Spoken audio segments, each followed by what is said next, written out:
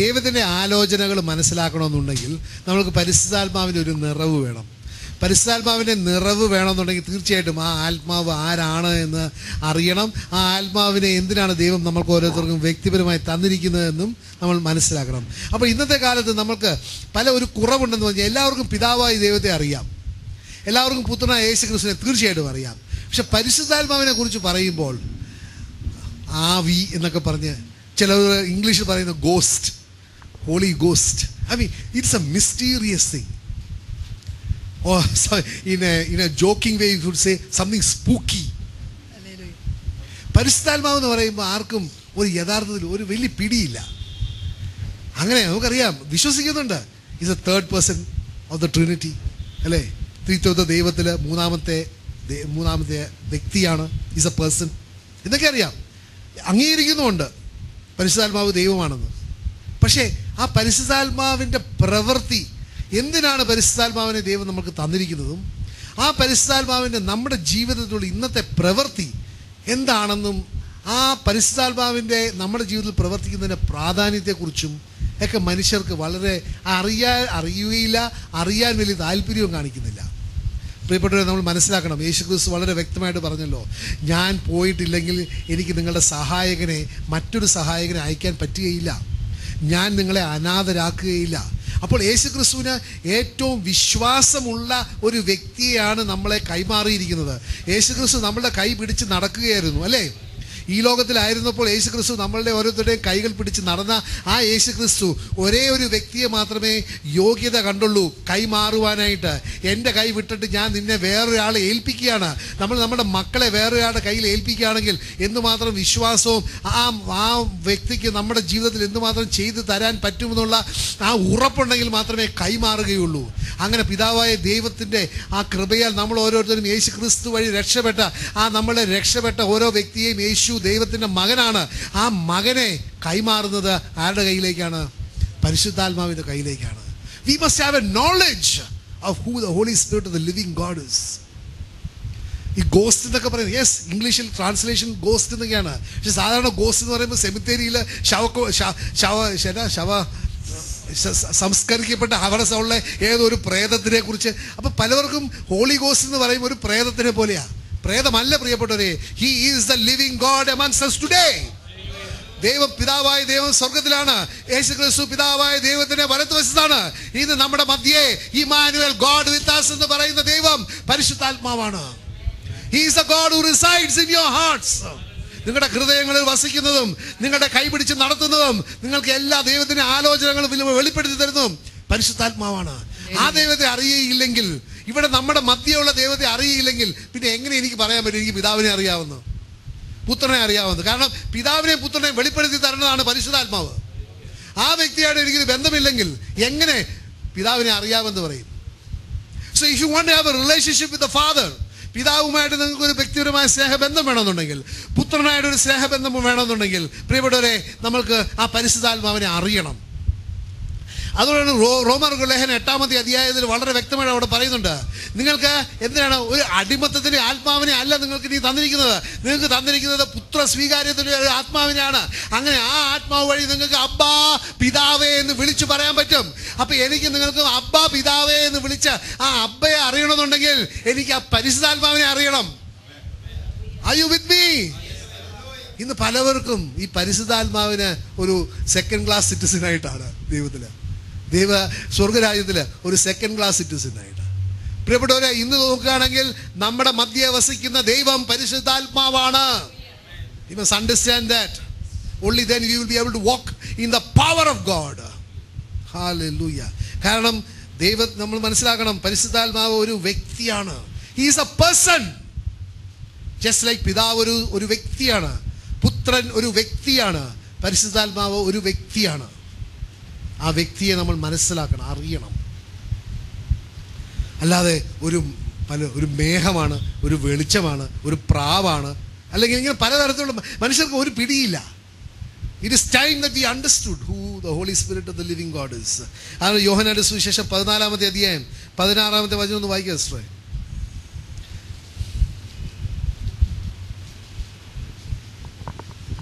യോഹന്നാൻ 14:16. ഞാൻ പിതാവിനോട് അപേക്ഷിക്കുകയും എന്നേക്കും നിങ്ങളോടുകൂടി ആയിരിക്കാൻ മറ്റൊരു സഹായകനെ അവിടുന്ന് നിങ്ങൾക്ക് തരികയും ചെയ്യും. അപ്പൊ 2-3 കാര്യങ്ങൾ അവിടെ പ്രധാനപ്പെട്ട കാര്യമുണ്ട്. ഒന്നാമത് തന്നെ എന്താണ്? I will pray the father എന്നാണ് പറയുന്നത്.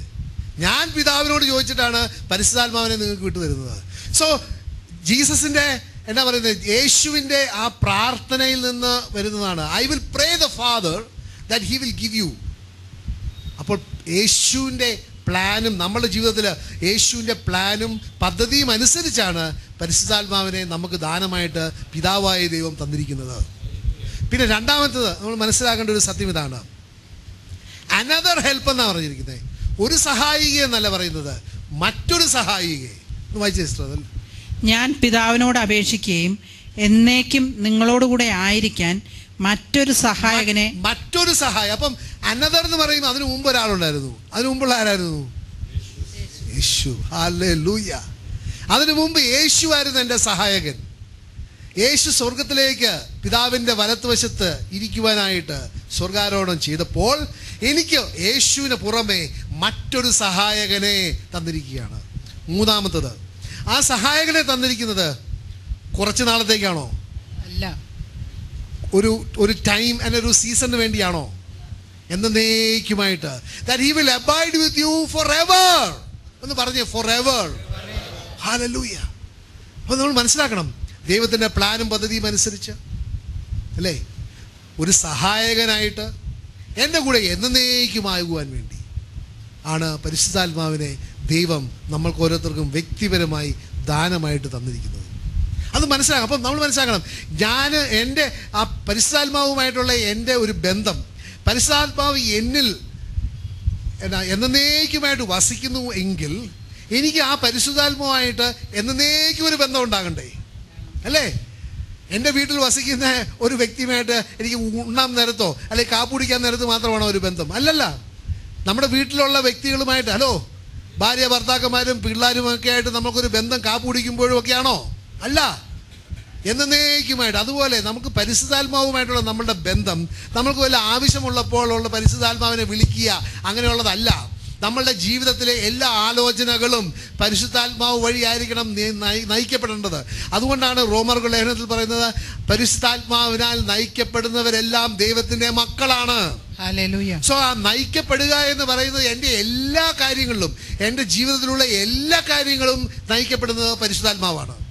അല്ലാതെ ചില കാര്യങ്ങൾ ഞാൻ പരിശുദ്ധാത്മാവിൻ്റെ ആലോചനയ്ക്ക് വിട്ടുകൊടുക്കുകയും മറ്റു കാര്യങ്ങൾ എൻ്റെ ആലോചനയ്ക്ക് വിട്ടുകൊടുക്കുകയും ചെയ്താൽ അത് പരിശുദ്ധാത്മാവിനാൽ അല്ല ഞാൻ പൂർണ്ണമായിട്ട് നയിക്കപ്പെടുന്നത്. അപ്പോൾ ദൈവത്തിൻ്റെ പ്ലാനും പദ്ധതിയും എന്നേക്കും എന്നുള്ളത് നടപ്പിലാവുന്നില്ല.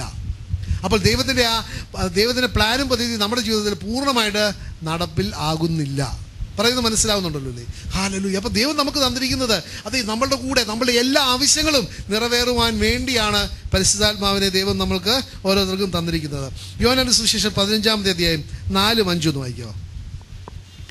നിങ്ങൾ എന്നിൽ വസിക്കുവിൻ, ഞാൻ നിങ്ങളിലും വസിക്കും. മുന്തിരിച്ചെടിയിൽ നിൽക്കാതെ ശാഖയ്ക്ക് സ്വയമേ ഫലം പുറപ്പെടുവിക്കുവാൻ സാധിക്കാത്തതുപോലെ എന്നിൽ വസിക്കുന്നില്ലെങ്കിൽ നിങ്ങൾക്കും സാധിക്കുകയില്ല. ഞാൻ മുന്തിരിച്ചെടിയും നിങ്ങൾ ശാഖകളുമാണ്. ആര് എന്നിലും ഞാൻ അവനിലും വസിക്കുന്നുവോ അവൻ ഏറെ ഫലം പുറപ്പെടുവിക്കുന്നു. എന്നെ കൂടാതെ നിങ്ങൾക്ക് ഒന്നും ചെയ്യാൻ കഴിയുകയില്ല. അപ്പോൾ ഇന്ന് യേശു സ്വർഗത്തിലേക്ക് പോയപ്പോൾ പരിശുദ്ധാത്മാവിനെ യേശുവിൻ്റെ സ്ഥാനത്ത് നമ്മൾക്ക് തന്നിരിക്കുകയാണ്. അപ്പോൾ ഇന്ന് ഞാൻ ആരിലാണ് വസിക്കേണ്ടത്? എന്നിലാണ് വസിക്കേണ്ടത്? ഞാൻ പരിശുദ്ധാത്മാവുമായിട്ട് ഒരു വ്യക്തിപരമായ സ്നേഹബന്ധം ഉണ്ടാകണവും അതുപോലെ തന്നെ പരിശുദ്ധാത്മാവ് എന്നിൽ വസിക്കുകയും ചെയ്താൽ മാത്രമേ ഞാൻ ഫലം പുറപ്പെടുവിക്കുകയുള്ളൂ. പരിശുദ്ധാത്മാവ് ഒഴികെ നമ്മൾക്ക് ഒന്നും ചെയ്യുവാൻ സാധിക്കുകയില്ല. ഹല്ലേലൂയ. അപ്പോൾ നമ്മൾ മനസ്സിലാക്കണം എന്തുമാത്രം പ്രധാനപ്പെട്ട ഒരു കാര്യമാണ് ആ പരിശുദ്ധാത്മാവുമായിട്ട് ഒരു വ്യക്തിപരമായ സ്നേഹബന്ധം ഉണ്ടാകണമെന്നുള്ളത്. പിന്നെയും യോഹന്നാന്റെ സുവിശേഷം 14-ാമത്തെ അധ്യായം 26-ാമത്തെ വചനം ഒന്ന് വായിക്കുമോ? അവിടെ ഞാൻ 1-2 കാര്യങ്ങൾ നിങ്ങളുടെ ആലോചനയ്ക്ക് വിടുകയാണ്, നിങ്ങളൊന്ന് മനസ്സിലാക്കാനായിട്ട്. എന്ത് പ്രധാനപ്പെട്ട ഒരു ദൗത്യമാണ് പരിശുദ്ധാത്മാവിനെ ഏൽപ്പിച്ചിരിക്കുന്നത്. അത് നമ്മൾ മനസ്സിലാക്കിയാൽ മാത്രമേ നമുക്ക് പ്രതികരിക്കാൻ പറ്റുകയുള്ളൂ. പരിശുദ്ധാത്മാവിനുള്ള ബന്ധം നമുക്ക് അതിൽ നിന്ന് നമുക്കൊരു ഫലം കിട്ടുകയുള്ളൂ. എന്നാൽ എൻ്റെ നാമത്തിൽ പിതാവ് അയക്കുന്ന സഹായകനായ പരിശുദ്ധാത്മാവ് എല്ലാ കാര്യങ്ങളും നിങ്ങളെ പഠിപ്പിക്കുകയും ഞാൻ നിങ്ങളോട് പറഞ്ഞിട്ടുള്ളതെല്ലാം നിങ്ങളെ അനുസ്മരിപ്പിക്കുകയും ചെയ്യും. അപ്പൊ യേശു ഇന്ന് സ്വർഗത്തിൽ പിതാവിന്റെ വലതുവശത്ത് ഇരിക്കുമ്പോൾ യേശു ഇവിടെ കുറെ വാഗ്ദാനങ്ങൾ നൽകിയിട്ടുണ്ട്.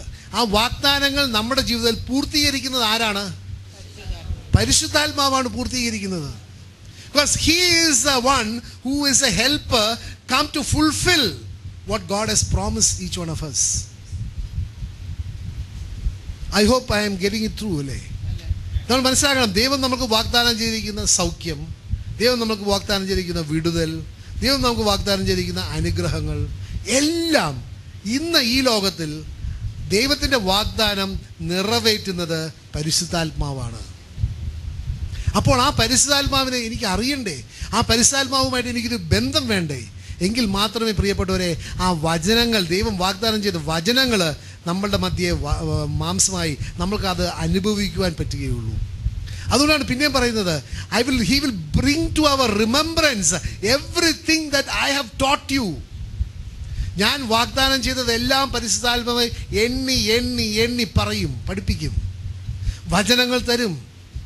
എനിക്ക് ഒരു രോഗത്തിൻ്റെ ഒരു അസ്വസ്ഥതയിലാണെങ്കിൽ പരിശുദ്ധാത്മാവ് എനിക്കൊരു ആലോചന തരും.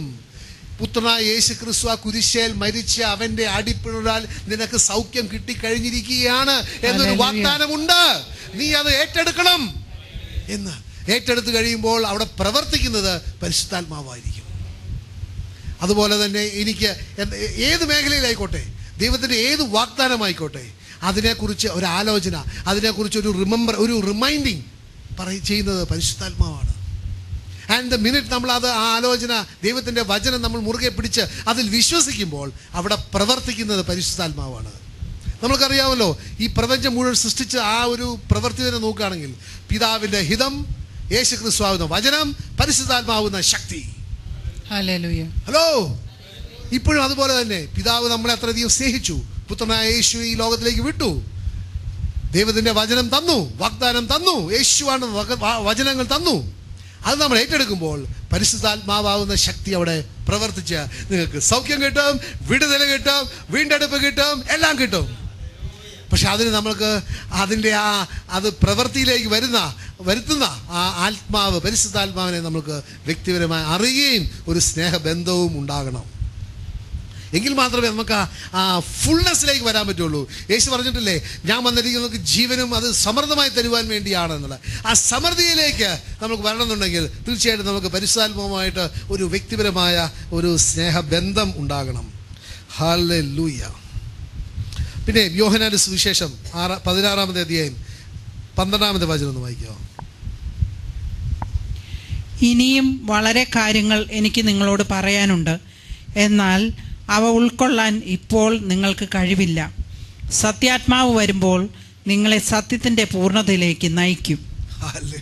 പ്രിയപ്പെട്ടവരെ, യേശു ക്രിസ്തു ഇവിടെ തന്നെ ദൈവം തന്നെ ശിഷ്യന്മാരോട് പറയുകയാണല്ലോ, എനിക്ക് നിങ്ങളോട് ഇനിയും വളരെ അധികം കാര്യങ്ങൾ പറയാനുണ്ട്.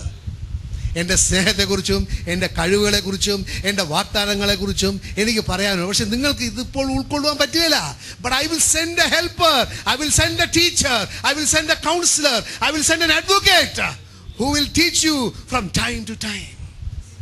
അപ്പോൾ ആ വ്യക്തിയായിട്ട് നമുക്കൊരു ഒരു ബന്ധം വേണ്ടേ പ്രിയപ്പെട്ടവരെ? യേശുവായിട്ട് ബന്ധം വേണ്ടെന്നല്ല ഞാൻ പറയുന്നത് കേട്ടോ. Please don't misunderstand. അല്ലെങ്കിൽ പരിശുദ്ധാത്മാവ് മാത്രം മതി, പിതാവ് വേണ്ട, പുത്രൻ വേണ്ട എന്നല്ല പറയുന്നത്.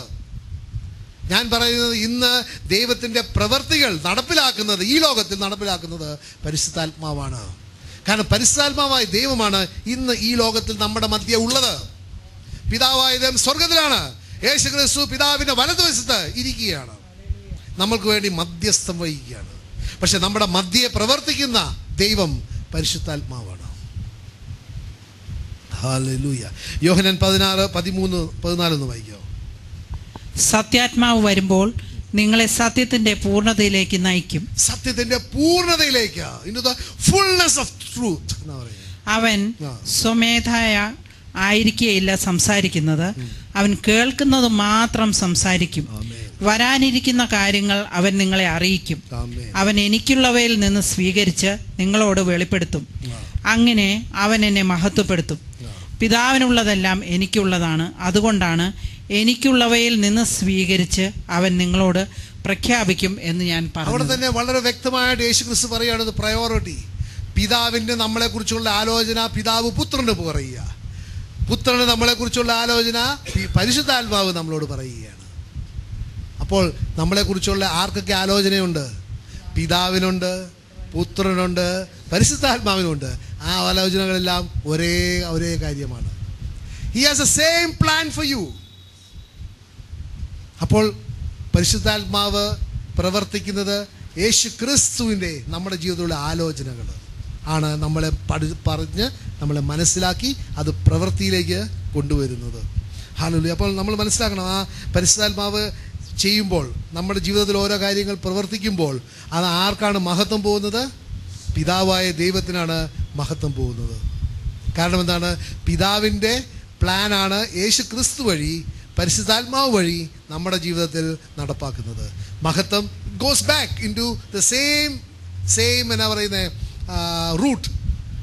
ദൈവം നമ്മളെ അനുഗ്രഹിച്ച് നമ്മൾക്ക് നമ്മൾ ദൈവത്തെ മഹത്വപ്പെടുത്തുമ്പോൾ ആ മഹത്വം പരിശുദ്ധാത്മാവ് വഴി പുത്രൻ വഴി പിതാവായ ദൈവത്തിന് പോവുകയാണ്. അതുകൊണ്ടാണ് നമുക്കറിയാം ഫിലിപ്പിയർക്ക് ലേഖനം 3-ാമത്തെ അധ്യായത്തിൽ വളരെ വ്യക്തമായിട്ട് അവിടെ പറയുന്നുണ്ടല്ലോ, അവനൊരു നാമം കൊടുത്തു അല്ലേ?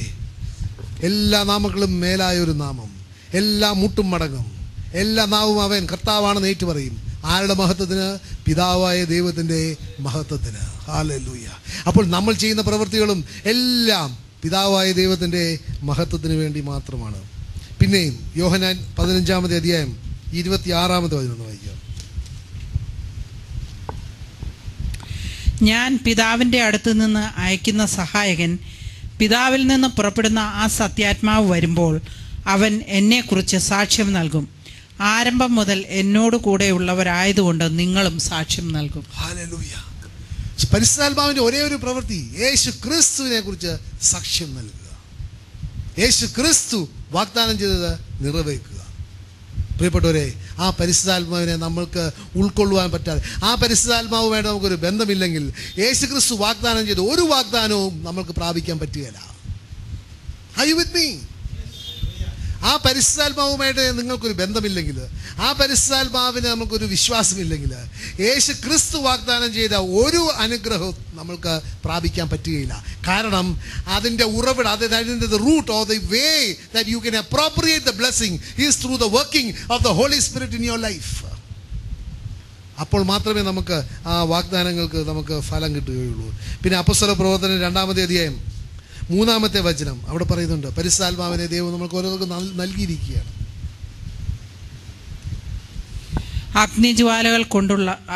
അഗ്നിജ്വാലകൾ പോലുള്ള നാവുകൾ തങ്ങൾ ഓരോരുത്തരുടെയും മേൽ വന്ന് നിൽക്കുന്നതായി അവർ കണ്ടു. ഓരോരുത്തരുടെ മേൽ വന്ന് നിൽക്കുന്നതായി അവർ കണ്ടു. ഓരോരുത്തരെന്ന് പറഞ്ഞാൽ പരിശുദ്ധാത്മാവ് നമ്മൾ ഓരോരുത്തരുമായിട്ട് വ്യക്തിപരമായ ബന്ധമുണ്ട്. Are you with me? The Spirit of the living God has a personal relationship with everyone, each one. അല്ലാതെ ഒരു ക്ലൗഡ് പോലെ, ഒരു മേഘം പോലെ വന്നല്ല നിന്നത്, പക്ഷേ വ്യക്തിപരമായി ആണ്. നമുക്കറിയാം റേനോൾഡ് ബോങ്കെ കഴിഞ്ഞ കോൺഫറൻസിൽ പറഞ്ഞല്ലോ, അങ്ങനെയുടെ സ്പെഷ്യൽ സ്റ്റൈൽ പറഞ്ഞല്ലോ, പരിശുദ്ധാത്മാവിൻ്റെ അഗ്നി ഇങ്ങനെ ഓരോരുത്തരുടെയും തലയുടെ മുകളിൽ വന്നതൊക്കെ. ആരൊക്കെ പോയിരുന്നു ആ ഫയർ കോൺഫറൻസിന്? നിങ്ങൾ കണ്ടുമാണ്. I mean, he is a man who's on fire for God. Hallelujah. അവിടെ അങ്ങനെ സ്ട്രെസ് ചെയ്തൊരു കാര്യമാണ്. പരിശുദ്ധാത്മാവ് വ്യക്തിപരമായാണ് ഓരോരുത്തർക്കും നൽകപ്പെട്ടത്. അപ്പോൾ എന്തിനാണ് വ്യക്തിപരമായി നൽകപ്പെട്ടത്? വ്യക്തിപരമായ ഒരു ബന്ധമുണ്ടാകുവാൻ വേണ്ടിയാണ്. You must be able to, നമുക്ക് പരിശുദ്ധാത്മാവുമായിട്ട് സംസാരിക്കാൻ പറ്റണം. പരിശുദ്ധാത്മാവിൻ്റെ ആലോചനകൾ എന്താണെന്ന് മനസ്സിലാക്കാൻ പറ്റണം. അങ്ങനെ നമ്മളെ നയിക്കാൻ നമ്മൾ സമ്മതിക്കണം. അപ്പോഴാണ് for as many as are led by the Spirit of God. അപ്പോൾ it is an individual relationship that you should be having. It is a personal relationship that you should be having with the Spirit of the living God. അല്ലാതെ ഒരു തരത്തിൽ ഒരു acknowledgement, ഒരു മേഘമാണ്, ഞാൻ നേരത്തെ പറഞ്ഞതുപോലെ, as A power. He's A power of God and salvation. പക്ഷെ ആ പവർ, ആ പരിശുദ്ധാത്മാവുമായിട്ട് തീർച്ചയായിട്ടും നമുക്ക് വ്യക്തിപരമായ ഒരു സ്നേഹബന്ധം ഉണ്ടാകണം. പിന്നെ നമുക്കറിയാം ആ പരിശുദ്ധാത്മാവിൻ്റെ പ്രവൃത്തി തുടങ്ങിയത് എന്നാണ്? പെന്തക്കോസ്ത ആ അനുഭവം കഴിഞ്ഞിട്ടാണ്. അതിനു മുമ്പ് നമുക്കറിയാം, ദൈവത്തിൻ്റെ വചനം വായിക്കുകയാണെങ്കിൽ പരിശുദ്ധാത്മാവ് ചില സമയങ്ങളിൽ ചില വ്യക്തികളിൽ മാത്രമേ പരിശുദ്ധാത്മാവിൻ്റെ പ്രവൃത്തികൾ ഉണ്ടായിരുന്നുള്ളൂ. പക്ഷേ യേശു ക്രിസ്തു നമ്മൾക്ക് ഓരോരുത്തർക്കും വ്യക്തിപരമായി മരിച്ചപ്പോൾ ദൈവം നമ്മൾക്ക് തന്നിരിക്കുന്ന ദാനമാണ് പരിശുദ്ധാത്മാവ്. ദാനമെന്ന് പറഞ്ഞാൽ ദൈവത്തിൻ്റെ സാന്നിധ്യമാണ് ദൈവം ദാനമായിട്ട് നമ്മൾക്ക് ഓരോരുത്തർക്കും തന്നിരിക്കുന്നത്. അതുകൊണ്ടാണ് ജോയൽ പ്രവാചകന്റെ പുസ്തകം 2-ാമത്തെ അധ്യായം 28-ാമത്തെ വചനത്തിൽ പറയുന്നത്, ആൻഡ് ദെൻ അല്ലേ, I will pore out my spirit on all flesh എന്നാണ് പറയുന്നത്. ഒന്ന് വായിക്കാമോ? 2:28. അന്ന് ഇങ്ങനെ സംഭവിക്കും, എല്ലാവരുടെയും മേൽ എൻ്റെ ആത്മാവിനെ ഞാൻ വർഷിക്കും. നിങ്ങളുടെ പുത്രന്മാരും പുത്രിമാരും പ്രവചിക്കും, നിങ്ങളുടെ വൃദ്ധന്മാർ സ്വപ്നങ്ങൾ കാണും, യുവാക്കൾക്ക് ദർശനങ്ങൾ ഉണ്ടാകും. ആ നാളുകളിൽ എൻ്റെ ദാസന്മാരുടെയും ദാസിമാരുടെയും മേൽ എൻ്റെ ആത്മാവിനെ ഞാൻ വർഷിക്കും. സോ ദൈവത്തിൻ്റെ ആ ആലോചന, യേശു ക്രിസ്തുവിനെ ആ കുരിശു മരണം കഴിഞ്ഞപ്പോൾ പരിശുദ്ധാത്മാവിനെ ദൈവം ദാനമായിട്ട് പെന്തക്കോസ്ത് നാൾ അത് കഴിഞ്ഞ് ആ സമയം കഴിഞ്ഞിട്ട് ദൈവം നമുക്ക് ഓരോരുത്തർക്കും, ദൈവത്തിൻ്റെ ശിഷ്യന്മാർക്ക് ഓരോരുത്തർക്കും വ്യക്തിപരമായ ഒരു ബന്ധമുണ്ടാകുവാൻ വേണ്ടി പരിശുദ്ധാത്മാവിനെ ദാനമായിട്ട് നൽകുകയാണ്. പരിശുദ്ധാത്മാവിനെ നമുക്കറിയാം, ഒരു പത്രോസ് എന്ന് പറയുന്ന ഒരു വ്യക്തി മാത്രം ഒരു ഉദാഹരണമായിട്ട് എടുക്കുകയാണെങ്കിൽ ആ പരിശുദ്ധാത്മാവിൻ്റെ സാന്നിധ്യം പത്രോസിൽ വന്നു കഴിഞ്ഞപ്പോൾ പത്രോസിൻ്റെ സ്വഭാവത്തിൽ തന്നെ ഒരു രൂപാന്തരം ഉണ്ടായി, അല്ലേ? പത്രോസിൻ്റെ സ്വഭാവത്തിൽ ഒരു രൂപാന്തരം ഉണ്ടായി. അതിൻ്റെ കാരണം എന്താണ്?